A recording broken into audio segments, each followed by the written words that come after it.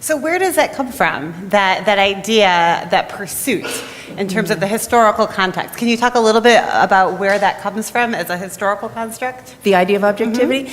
There was a lot going on in the beginning of the 20th century. There was a real sense that newspapers were terrible, and they were. This was the era of the yellow press with Hearst and Pulitzer, who were writing about the Spanish-American War and doing it in ways that were extremely inflammatory and completely made up. There was an argument at the time, I've written about this, an argument in the 1880s and 90s in which many journalists were saying, I love to fake. It's fun. Readers like it when I fake. And what they meant was embellishment, making up some quotes, doing a little bit of tweaking, nothing like the nefarious wholesale invention that it has since become. But there was a sense in the late 19th century that journalism wasn't serving democracy. And it went along, the reform movement was caught up in all sorts of things, the progressive era reformers, a growing interest in science and objectivity, in reason, the kind of a desperation that something needed to change. It was a slow process, and one of the main drivers of that process was the New York Times, when Adolf Oakes bought the New York Times, and he wanted to make it respectable. And by being respectable, that sort of meant you had to be a little bit more scientific and a little bit more objective. But mainly, he wanted to be decent. Yeah.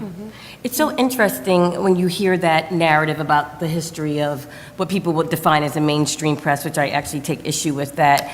But just as there's this turn to objectivity in what is mainstream, i.e. the white press, the black press is absolutely non-objective, and that's what they are telling their readers, which are largely African Americans, is that we can't afford to be objective, right, in whatever this objectivity, and that we are going to be an advocacy press. We are advocating for African Americans. We're about uplifting. We're about raising consciousness.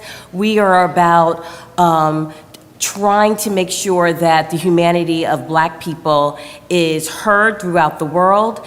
And so what makes the black press so strong and so powerful is their lack of objectivity, right? They already understand that the mainstream press is not objective, and they already understand that the mainstream press distorts, if not outright tells lies about what it means to be a black person, right? And so they come in saying that, we are going to be biased. We're going to be biased towards uplifting and advocating for African Americans. And you find it interesting, even as there's this turn to objectivity in the black press, there's a pushing away at that notion. Well, there's always been a tension between newspapers, news organizations that choose to follow that objective rule and others that choose not to. There's the very strong tradition of an advocacy press, strong in the African American press, but the women's press, all sorts of what you might call marginalized or outlying groups